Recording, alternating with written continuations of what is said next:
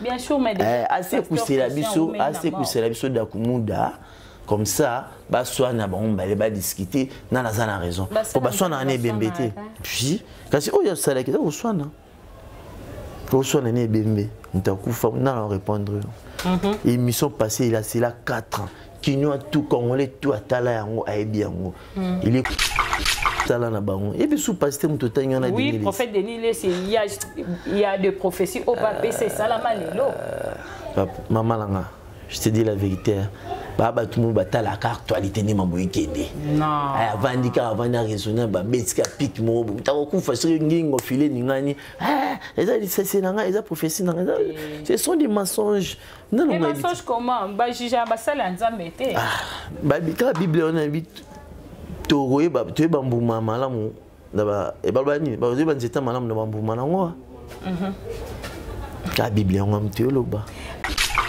Mike na poto akenda pe concert pasteur Mike. Écoute maman, ezaka on a coûté bolunga bon tu entre pas. Atu bum sabato na master de martyr pasteur Mike. Yem tabomi ba. Ben oui, ba combien de pasteurs va ça la campagne na martyr on a ba Sonic a futa ba couture va ça. Fali bomi saraba. Kasi ba mutu les oiseaux de même plumage maman mutu les oiseaux sans non ça nango ka étouffement donc bat baleka ke belé ya ngwana eloko na salama. Combien de pasteurs va ça la campagne na danger na martyr na ba kufate. Car il y a une zamina qui a sacrifié. Ben oui, une zamina on est Mike qui a pasteur qui zamina na nguya et on makila ba tetangi kufi. Et ça même ça na ba on tout na ba aigle ba fali ba raison encore. Moi tu ba kangama. Please. Ba na compassion na muta kufati. Respect ba mort ezate na mboko. Respect à mort, bah image ça, muta tuna yo ce que madakumunda loba ce qui a démentir yango na zana ba enregistrement. Na on zela démentir. Maman depuis ce 2020 2021 si je me trompe pas. Les lois 2025 yo dakumunda nkolonini. Est-ce que ça a un sens? Bah soit na né bembe. Vraiment. Donc bah tu vas être très choqué. Communauté congolaise partout dans le monde va très choqué dans les réseaux sociaux, dans TikTok, dans YouTube, dans Facebook, n'en parlons pas d'autres, va très choqué. Dans limité le barak quand on a numéro, on a la domination. Moi on a nzambe open ya solo. À hôtel man église on a quel bel argent à sauter. Mais je te dis constamment mutambe l'église au kanga on a papa. Au soir na nana bimbe mais image ça lobaki yo ya ko démentir lobate o eza ba nécromancie o eza ba idolâtrie quand église wa.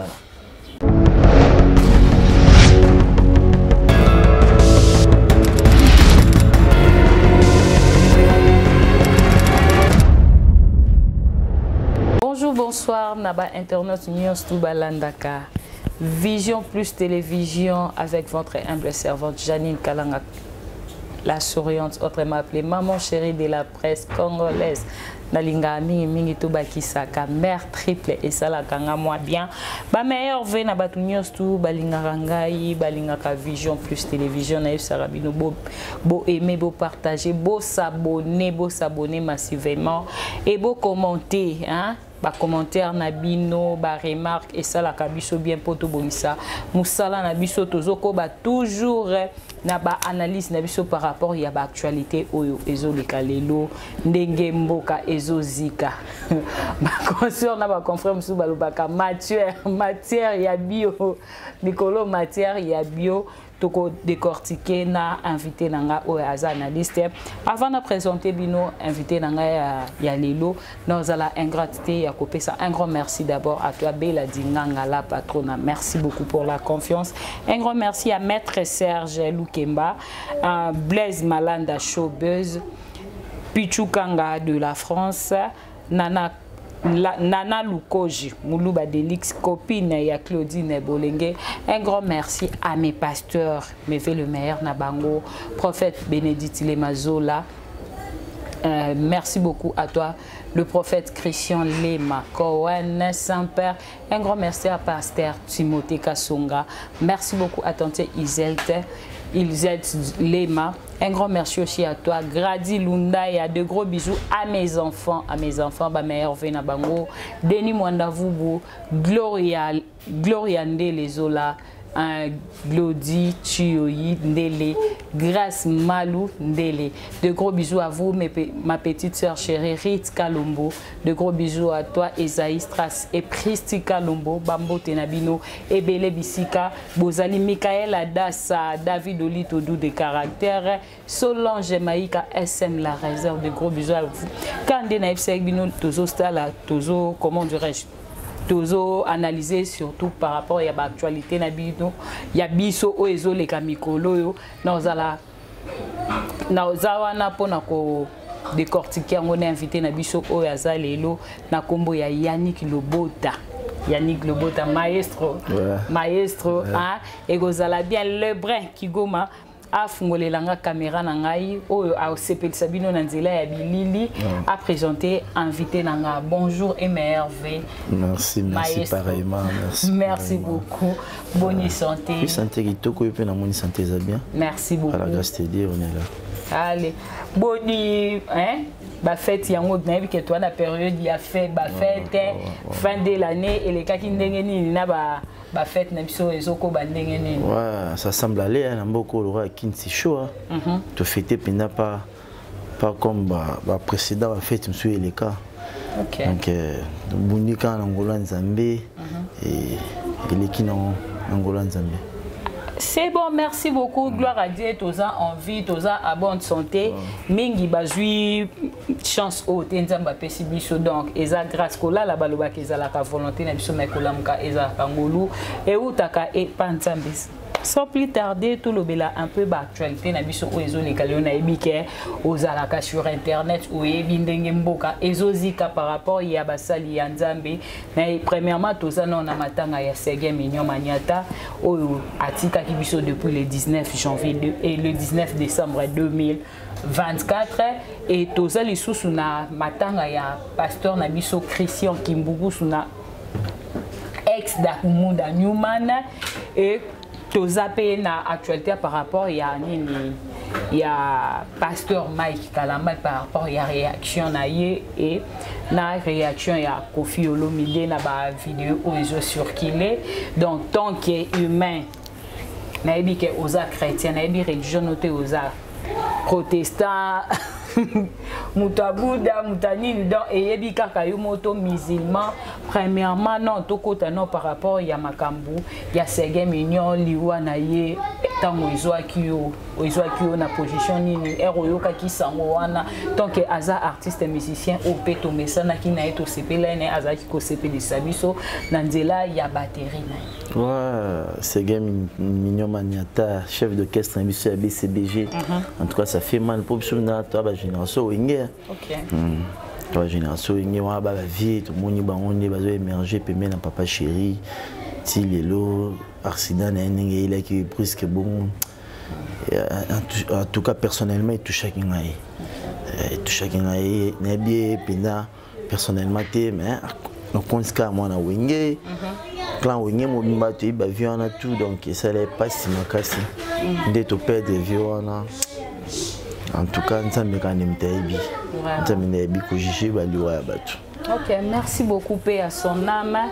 Tozo zela jusqu'à là tozo zela toujours programme ya corner et uta ant et quitter la biso ana Kinshasa ponato enterré artiste et musicien na biso. Après ça toyo koyo kalisu liwa ya Newman Dakumuda pasteur Christian Kimbukusu. Hein, réaction na ni impression par rapport ya matanga na eroyo kaki sango ya matanga na. En tout cas ouais, impression na rapport na vie na biso na Dakumuda Newman très surtout ba vrai kinois. Moi je suis grandi ici à Matonge, né grandi donc tu ebi ba viwana. Donc tu es bango donc comment dirais-je to koli la musique na bango na ba wenge ba Dakumuda vena chara wenge mulunga mabe ba générique na ba musique na ye donc nana kine pona ki nzela nzambe ke ko se convertir comme pasteur donc ça lui se passe nzambe ngani mtaebi le pourquoi juillet paix à son âme Dakumuda Newman. En tout cas, tous les matanga eleki. Oui, matanga eleki paix à son âme. un pasteur Christian Kimbukusu. Et mes sincères condoléances na famille Kimbukusu Mobimba. Na famille artistique, na famille ya ba pasteur, pe na famille na yemoko biologique. Tolali tolamuki toyoki pasteur Mike Kalambay en pleine prédication Azoloba par rapport il y a pasteur Christian Kimbukusu déjà à l'ékaka na ba réseaux sociaux na ba émission si je me trompe pas les kaka et pas Jérémy Louemba que j'ai sali en passant alobaka ke ayokaka pas ce jour nani quadra abengaka ye alobi azana pasteur Mike Kalambay ce qui a coûté rejoindre bango et du coup après 4 ans tant que pasteur Kimbukusu azalaki en vie pasteur Mike a réagi ça et du coup na nini pasteur Kimbukusu a koufi et pasteur Mike a réagi après 4 ans il y a oyo nani pasteur na biso Christian alobaki réaction na yo tant que chrétien et congolais. Ça fait mal comment on va ça la Nzambe n'habite na comme c'est non pasteur et on a bien ça chantre. Mais lelo déjà presque ba chantre nyos tout ba comment na bango déjà. Et comment copite? Moi tu comme copite. Donc on a tout azana et bengene on ça. Non, pas du tout. Ce que ba pasteur peut bon ba chanteur. Point ba pasteur là ba sonika futa, ba coutinho ba pasteur qui zamina. Point bon ba simi pe micro te ba mo yemba lora ba on. Donc ba mbouye ba pasteur na cop na bango ba na ba jemo mbouye. Ezanga mtu na makolo. Ça fait mal. Comme on a Mike Kalambay ba neko ko sa musique na bien.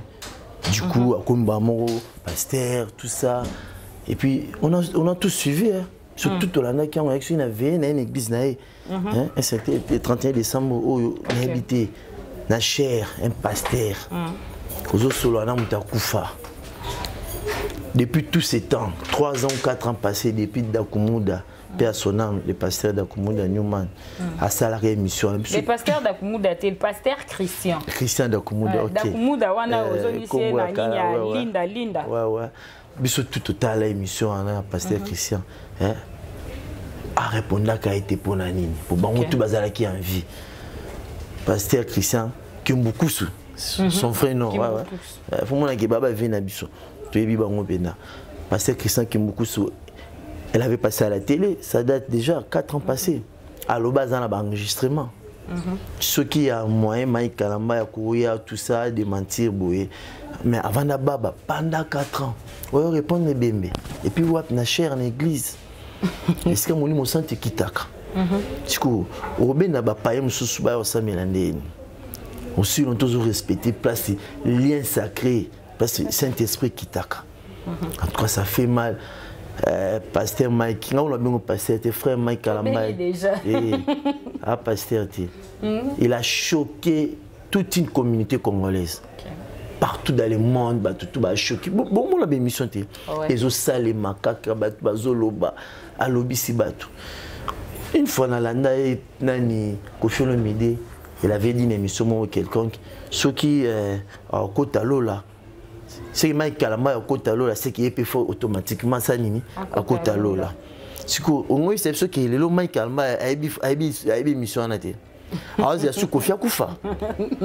Ah sous Kofi yo Dakumuda l'église mutakufa zobele là. Même si c'est pas ça là, quitte ça nécromancie va pasteur. Oh. Oui. Balia rabattu pour respect, il y a ba mort exacté. Uzuluba, on dit uzuluba la mutaza. Mais peut-être ça libaku mutabeta munoko beta ka libaku. Non, yé azo représenter Jésus-Christ, ça pasteur ninga lo soi-disant là. Oh, soi-disant. Teranga lo soi-disant parce que faut mon ba pas ba matia na banguti. Ndi non kini binote ba na nzambe boy na lo ba boy. Ako c'est le muta choqué batu. OK. Ba très choqué. Ngaponanga c'est vraiment dans mon sein nzamba solo. Aleka assez dans la famille biologique, il y a pasteur Christian Kimbukusu. Mais excuse, pardon, assez ngapé na bana nzambe. Mais au moins il était que pour ne comme le quoi besoin forcer pardon pas forcer en mututé ça la thème ya mutuye mon nzamba simbié a se décider que non na s'excuser na eloko on a sala qui au monde que boye ça bien que comme le quoi besoin forcer qu'il faut les caca pour nous s'excuser devant tout le monde au balanda qui ont dosé qui liboso ya batu liboso ya cher au lobby au s'adresser na mowe du couper les cas les sous pour nous s'adresser au moins que quelque part ça bien il faut conscience na yé moko comment de bien conscience moi te mon boss na une conscience un homme de Dieu a voyé ta bando solo na muta kufa bembe so na ne bembe na cher na église azana te muta répondre azati yé belé ba diminuer belé ba kiwana peut-être ba kufa la quitter mais bandeko to bana ya Christian Kumuku sur les pasteurs les deux ba besoin sous ta courage à kindata ba veille de prière terre pour qui choqué ba perdre ya bango ndeko ya mutu ya ko ya répondre été après 3 ans 4 ans et on a na bandeko ba la émission na lancé défi mon ayap déjà ko répondre ko felo midi ninga lo ba ki soki ngai ko Mike Kalamba pourquoi yo lingi kaka Mike Kalamba il faut les caliboso ya caméra pona à s'excuser to aloba eloko moko na nini ande à s'adresser qui est pas pasteur Christian ayap ko s'adresser pas ko felo midi comment ça pour ko faire un bon moïté à répondre de Kofi pour aébi émission ana atala yango alors c'est la Kofi akufa après rolobaki non Kofi bolobaki boye pona nini te toni ba répondre bembete a mo sala nzambe ako se ku sape pasteur Christian a se ku sié nini so se ku sala te kasi tsana nguya wana a représenter Jésus-Christ de Nazareth bien sûr mais assez ku la biso da kumunda comme ça ba soit na bon ba discuter na la raison pour ba soit na ne bembete puis kasi o ya sala ki o soit na ne bembe ntakufa na répondre émission passée il a c'est là 4 ans qui nous a tout congolais tout atala yango ayebi yango il est conscient il pas atala yango chiko peut-être linga ne ka pesa moi actualité mon robot et ça la bien actualité c'est pas dans un vraiment un pasteur on a pour ça actualité et bon pasteur Denis les babenga gena pasteur pétage il pas pesa ba matière et puis sous pasteur il y a pasteur Mike ndeboni bo et puis sous pasteur gravissé yango troye ba bango na ba misala na bango et puis sous pasteur mutotanya na oui prophète Denis les il y a de prophéties au pape c'est ça la malelo maman langa je te dis la vérité baba tout le monde batala actualité ni mambo ikende non avant dika avant na raisonner ba betika pic mo mutako kufa sur ngingo filé ningani c'est nanga eza prophétie nanga ce sont des mensonges non non mensonges comment ba juger ba sala nzambe te ba bika bible on invite toroye ba tu ba mbuma malamu ba e ba bani ba ba nzeta malamu na mbuma nango la Bible on am théologue. Mais tant que chrétien, conseil ni no kokyo pesa pasteur na yo. Bah pasteur na nani? Aza pasteur na biso po kokyo ya pe te ya biso nyonso. Tolanda ki yango po ani aza pasteur. Te ngate. Combien de bêtises bina kombo na monsieur Mike Kalamba? Combien de bêtises? Tu as des preuves que c'est solo. Et bon ceux qui va monter là va m'entendre. Na lobby Hollande ki malobana na te. Alors bah tout ça choquant ba bimisanga maya misu de 2021 2022 lelo ba comment ba kizengi parce que ba tona comme ça ba kizengi na comme ça ba kizengi donc il ko limbisa ba tuti dem ko venger ko sala ba tumabe venger ndeni bon chef film wa nzambe ye mo ko mabeti film nzambe ni ya ça film nzambe ni mama mama ikalamba iko ba bato yo ke don nzamba mo bimisa ba na poisa Tanzambe Kokisco, la carrière na bango. T'as la tokoti 2025, l'autre on a 4e jour y année. Toko mati, juin bati année aussi le Romona. Réaction Nzambe na makambo ya sali, pasteur da kumuda. O ba tutu ba choqué, ba tutu olela na kuma maikiti. Est-ce que Nzambe a frappé kapo na makambo ya pasteur chrétien? Oh. Ah celle ba masumu comme celle ba mabe combien? Ah c'est le mon bébé bazawadi ba penyel ba nini tout ça là on connaît abomisi ba tout abomisi ba stade des martyrs pour ceux qui penyel makambo za ki lo bezaki a solo ndeni akende ko se retrouver sur un concert à pasteur Mike na mim na poto akende pe concert pasteur Mike. Écoute maman ezaka wana kutia bolunga na bon tu entre pas tout bomisa ba toi na stade des martyrs pasteur Mike yem tabomi ba ben oui ba combien de pasteurs ba sala ba campagne na ba martyrs wana ba sonika futa ba couture ba ça bomisa ba kasi ba mutu les oiseaux de même plumage maman mutu oiseaux ça non ça nango ka étouffement donc ba baleka ke belé yango wana eloko na combien de pasteurs ba sala ba campagne na danger na martyrs na ba kufate Kaka yoni nzambe na yo. Ben oui, de nzambe na yo maki aleki ba pasteur ki zamina na nguya yango makila ba tetangi kufi. Eza ba misana na bango tuna ba aigle ba fali ba réseau moko. Moti ba kangama. Ba période. Tout oui mon fali na ba mai kité ba kanga ba photo ba ni bazo sara. Et bon esalini baza ba congolais. To boité kasi za ekiri moko. Ba ta ba sacrifice.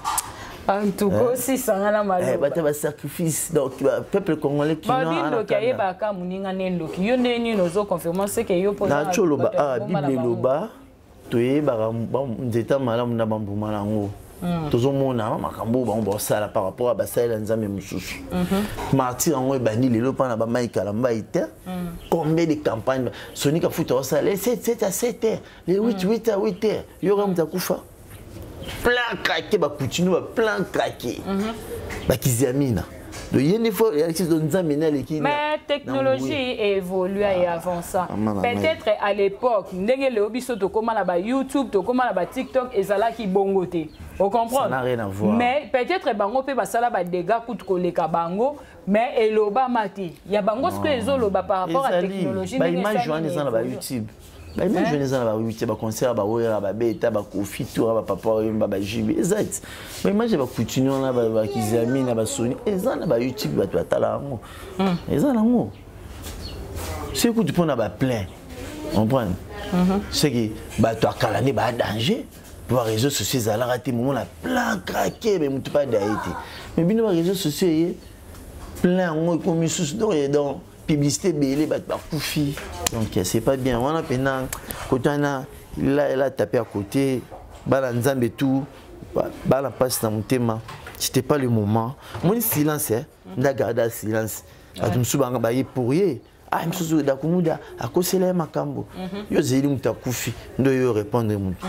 Ba répondre ba audio bimi pe ba vidéo bimi. Ah, ba répondre bembeta. OK. Mais tant que Congolais de na yebso lobela pasteur na yo azape mutu o comprendre em su bato bazape mbene ba ko ka couper ses conseils te ni on soit sala eza malam to mabe batika ke ka ba ke aza au dessus na bango mais yo pe à partir à musika pe ba wi mo am ke beta mbunda mukolo sala nini abinaka par rapport à travers conseil o koki ko pesa pasteur na biso Mike et koki pe ko sungae et koki pe ko baxele moi en plus ba pesa ba to bongo neti ba célèbre ba concert à la télé tant baza ba na bato tout un collège ya batu ba kasi yango na lobi peut-être ba bangaka yango na lobi asala mabe basala ba réagir asala na bandimi lisusu bandi misu ba kumsa bato mutu makasi muto soane bembe yo da komoda amen Congolais tala nkole alice o misu mboko ezaki ba pays arabe ya ba église ba maki na ba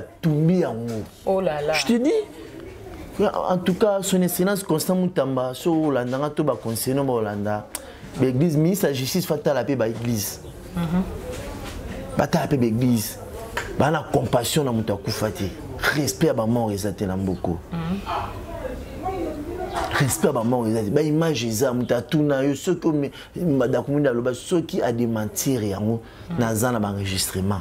Na on zela démentir. Maman depuis ce qui 2020 2021 si je me trompe pas. Les lois 2025 yo dakumunda un colonini. Est-ce que ça a un sens? Bah son année bembe. Vraiment. Donc, tu vas être très choqué.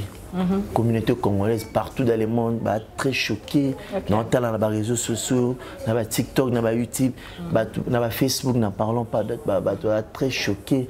Dans les limites, le barak quand on a une domination. Moi, dans les Zambie, on a solo. À hôtel, dans l'église, on a quelle belle zone à sauter. Mais je te dis, Constant Mutamba l'église, on a papa. Osoa na na bembe mais image ça lobaki yo ya ko démentir lobate o eza ba nécromancie o eza ba idolâtrie quand église wala tu habité peut-être azana subas maman ya ba konza mboka pour tout monde rien na ba konzia tout monde na ba chef de l'état peut-être dans la parapluie mo boye akolo ba n'importe avec orgueil avec arrogance hein azumi ko boa ki on akanyon suba aningisi na Nzambe na ngai oza wapi mutumda kaki mna la sur place. Je te dis, faut quand Nzambe sera ba Noé kitasiko. Oh. Ben oui, pour bato basaka na bato. Vraiment. Basaka na bato makasi maman donc ça fait mal. Vraiment ça fait mal. Tozoko baka na ba analyse na biso na yebi ke oyebi femme Tamar. Ah non, là, non, on va vite fait. Hein. Femme Tamar, par rapport à Yandenge, Aleka qui na live moko sur TikTok, Alobi, na batuke, pas sa confiance et pas batute. Tandis qu'il y a Zam Salanzam. To boite, to tchak yendi ke na biso et pas Nzambe. Mais Nzambe pe kaka asungara mutu à travers mutu, asimba ramote maya mutu moko. Après ça, salinini, aye vers yo po na asunga, asoutenir yo, na moment moko ozala ki na po a réconforter yo. Du coup, kaka ye wana lobi to pe sa confiance et pas bato mokilité. Allez, aye lisu koleka. Na TikTok lisusu donc ye na ebike na jija basala Nzambe te nazo jije te mais eza analyse o nga nazo sala par rapport toza ba pandi sango oso moni likamoko il faut ça nini oluka opesa point de vue na yo du coup aye koleka alobi ni ke nga na mbongo te hôpital wana basenga nini numéro na nga yango o akoki ko sunga ngai asa nini aiswa numéro na nga poisani abenga tandis que kaka yo moko lobi ke ba cheke kopesa mutu confiance te ata mobali na yo ata na ale oeli suko zonga liboso caméra pour no yebisa batu nini ke basunga yo donc tant que humain tant que humain et surtout que aza servante dédiée réaction non ekoki kozani par rapport à femme Tamar. Il y a un moment où tout ba basel Nzambe. Tout qui vers la fin. Tout qui vers la fin, il y a un monde qui a une contradiction, tout un double discours, donc Nzambe ne azobimisa bango. Nzambe ne azobimisa maman. Ba église okende ti ba bato yo ka bangoti. Ba bato rolanda bangoti ba bungisi ba na Nzambe na niveau moko ya saranati. Ba na Nzambe baza perturbé. J'ai bâti église nina kende. Netingai les 31 kende exister okende. Okende ni maman nanga hôtel. Nous l'église no sambela yo sama kampona batu to ça pona yo mo. Na bien, j'ai un ami prophète. Mon melidiamba ya somo. Donc okende côté na puitse ba légende. Oh. Totanga naï une université une fois bien en église na njini na botanga ra place na tenka commune. Église plein. Allô? Très cher internaute, quand on a eu cette émission parlant de la ingratitude, je remercie Oyo Yangai. Premièrement, un grand merci à toi, Bella Dinganga. Merci beaucoup pour la confiance, la patronat.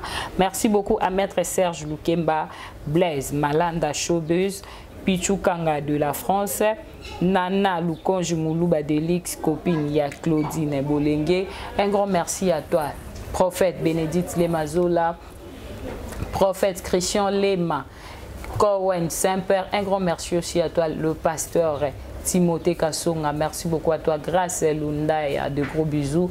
Merci Tantine Zet Lema, de gros bisous. À mes enfants chéris, Gloria Glody, Grâce et Denis Mouandanvou, vous de gros bisous à vous, à la grande famille Kalombo, la famille Betou, Irène et la coccinelle depuis la France, de gros bisous à toi ma grande chérie, Nadège Betou, Janine Kalanga Betou, donc tu as tellement ébélé, Steven Betou, Jay Betou, tu as tellement ébélé. Quant à moi, je vous dis au revoir, tout coup, un prochain numéro, bye bye.